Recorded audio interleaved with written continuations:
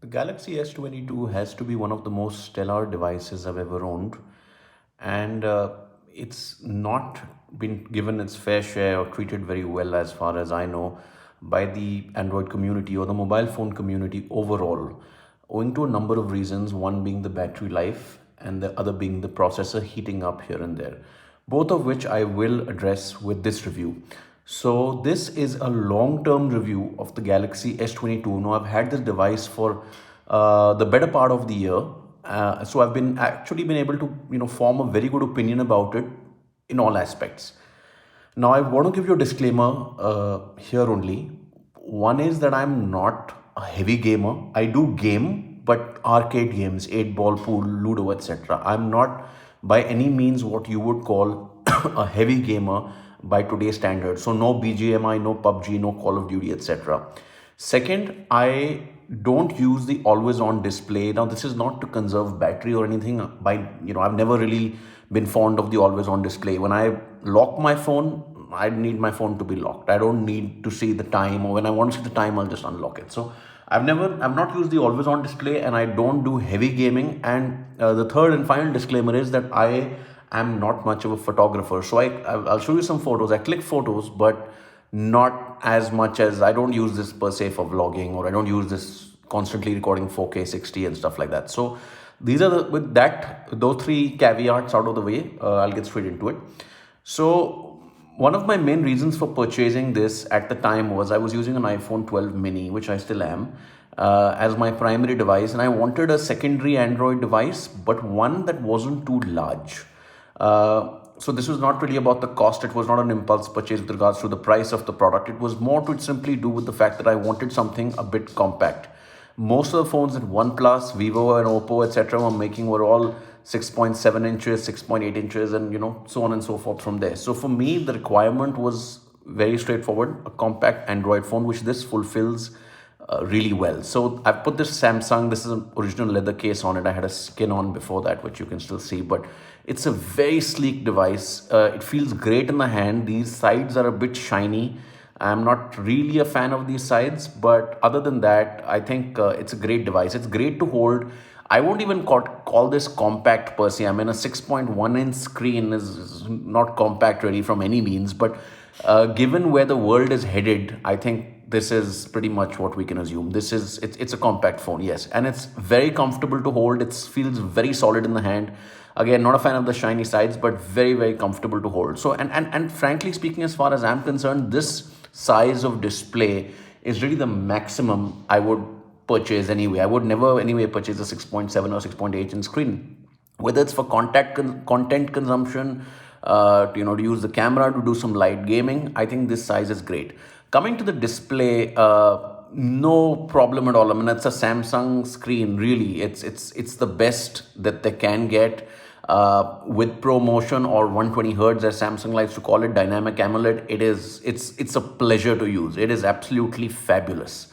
I don't think there's really anything that comes close. I've never used an Android phone that's this fast, honestly. I mean, I previously, in fact, had a Samsung S20 Plus, which again, I was just too big, but that also had a 120 hertz screen. But for whatever reason, it just feels so smooth on this. And there's a common saying in the mobile community: once you go 120 hertz, it's tough to go back. I go back between this and my iPhone 12 mini at least 40 times a day. So I can feel it. I mean, once you're in 120 hertz land, really, that is it. It's the epitome. It is as good as it gets. And I would recommend, if you have this device, then definitely 120 hertz is something you should enable for sure, and keep it enabled throughout your usage of this device.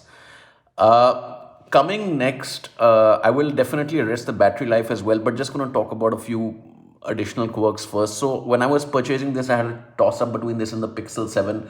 So I'm sure the Pixel 7 has a better camera, although it's not half bad in this as well. But other than that, the other thing is the software support. So while the software on the Pixel, I mean, yes, they give you quick updates and stuff like that, but they were giving a 3-year Android schedule, and I like to keep my phones long. I like to keep them for, in fact, as far as possible for the duration that they're supported. So the fact that this has a 4-year update schedule, which means it's going to get updated till Android 16 at the very least. It came with 12 out of the box. Pixel came with 13 out of the box, 3 years is what they're giving, and it's going to go to Android 16 as well. Other than that, for me, some of the software features in this, for example, whether it's to do with the auto call recording or it's to do with the fact that you can use Dex. I think Dex is criminally underrated. I think Dex is one of those things which I use almost on a daily basis, and it's a criminally underrated feature. Dex is something, in fact, when I go on trips or I go anywhere else, I'm using Dex. So it's these kind of couple of software quirks and features that kept me towards the Samsung ecosystem. Like I said, I've used the S20 Plus in the past, so I like the Samsung UI. It was used to be laggy back in the day when I used to have a Galaxy Grand, but touch wood, that has all now vanished. Now coming to the camera. Well, I'm not much of a photographer, honestly. And I know this has a fantastic triple camera setup, including the telephoto, the ultra wide, and the 50 megapixel main camera. I'm not much of a photographer, but I have clicked some photos, and I'll show them to you. For example, I click these photos of food off and on. So this is in fact a video I made about food. So I do some occasional photography. This is a still photo shot of from that video. I do some photography, and I'll tell you what. I mean, let me put it simply. I don't use smartphone cameras too much, and this is probably the best one I've ever used. That should tell you something. I mean, if you put a 3-4 year old phone, flagship Samsung or an Apple, iPhone 10, and any good phone today's camera in front of me, I probably won't tell the difference as much as many people would. So I'm not much into photography. I am into videography, and I played that video back for you that I had taken of food, and this is something of me driving. But overall, the camera quality, the video quality, and the camera quality are both great. But why was I really making this video was actually to address the battery life. Now, I have heard such reviews about its battery life and its heating. I've heard them so many times. It's hard for me to remember on how terrible this device's battery life is. And I'm not here to run you through a heavy test where I take it through its paces and play games and do 4K video recording and this and that. I'm just going to tell you very straightforward what my experience has been. I've taken some screenshots of battery stats. Now, bear in mind, I use this normally as my secondary device. So my iPhone is my primary, which, has my Outlook and all work-related stuff synced. And this is more of a secondary device, which I, probably use to watch YouTube during lunchtime, etc. So on a normal day, on a typical normal day, my usage is obviously not going to be as high as most people. So this, for me, is what a typical day is.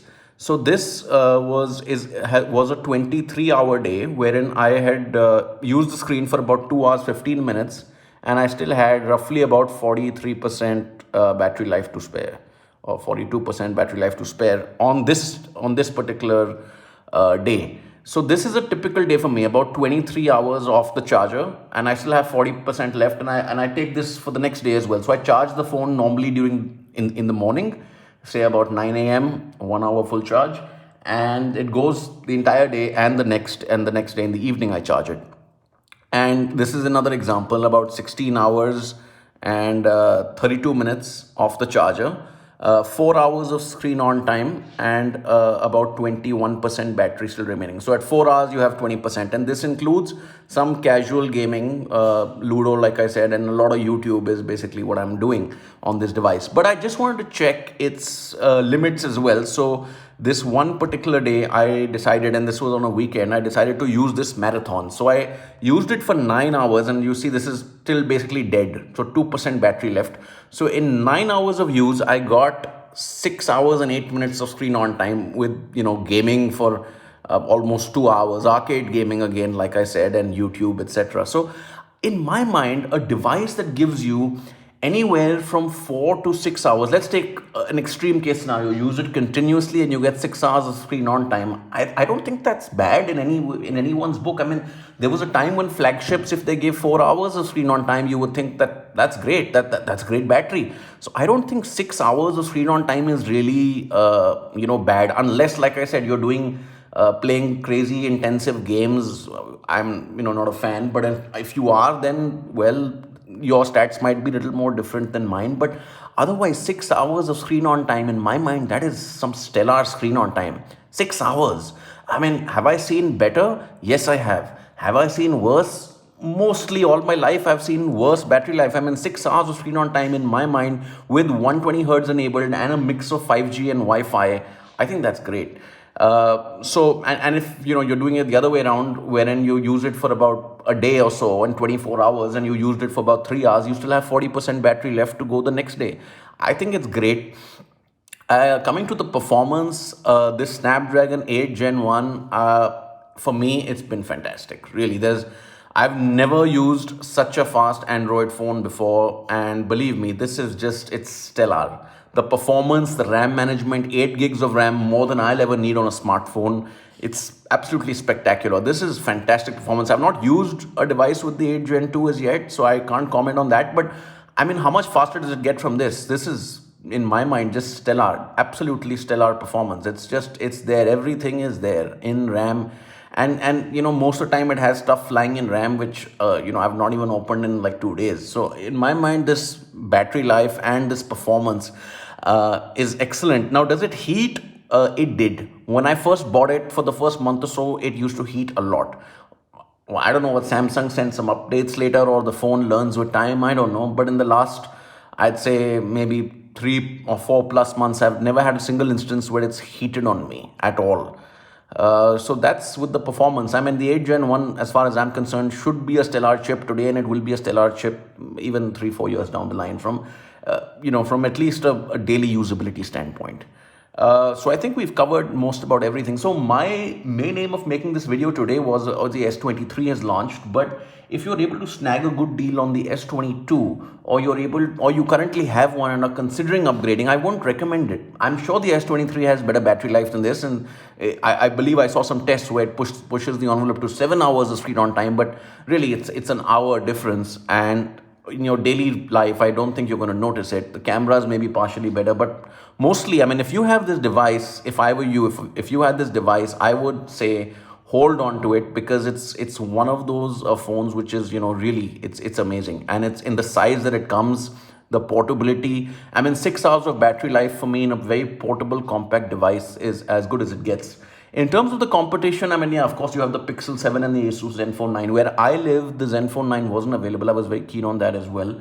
And then you have, I believe, even the Flips and the Flip 4s and the Oppo Flips, etc. Because, I mean, technically, they are two compact phones when once flipped. But, I mean, yeah, sure, they're great devices too. But if you're looking for a nice, typical Samsung, and you don't want anything, you don't want to experiment, you don't want to go, I mean, you can't go wrong with the Galaxy S22. It's that good a device, in my frank opinion. I don't know. I mean, I've been seeing a lot of stuff online with people that they get 2 hours of screen on time.